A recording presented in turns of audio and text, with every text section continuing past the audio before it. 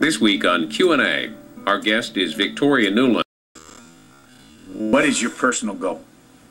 So I like to say it's me and my 25 North American and European boyfriends. Different, do you think, being at that table and being a woman?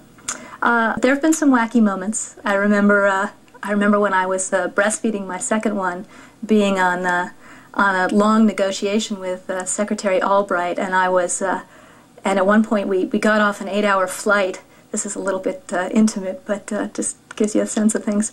And she wanted to go right into a pre-brief, and I said, Madam Secretary, I think it will be a good thing if I take 10 minutes in the bathroom to pump here before we go into this briefing.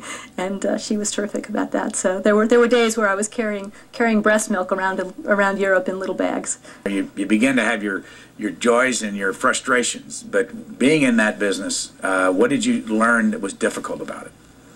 I think what I learned that was most difficult was this effort to create common purpose in the big bureaucracy that is the United States government. The interagency process to let's all get marching in the same direction is it seems obvious, but it's not always obvious. Different agencies have different interests sometimes. As a Foreign Service officer, are you supposed to be nonpartisan?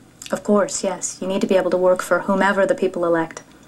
Thinking the way they do when you work for them, or do you just give them advice? Sometimes it's simply a matter of taking an administration or a group of people who have strong political support but don't know how to make the sausage inside a government. All these meetings are private? Yes, we have to do them at a classified level so that we can share the intelligence about, what the gingerweed is up to, what the other players are up to.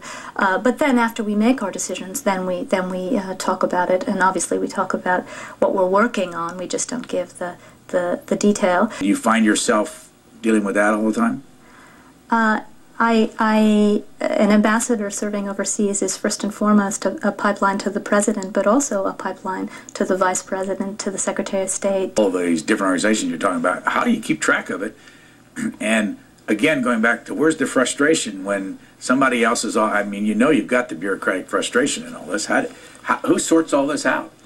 And we try to keep the confidences inside the room until the consensus is built.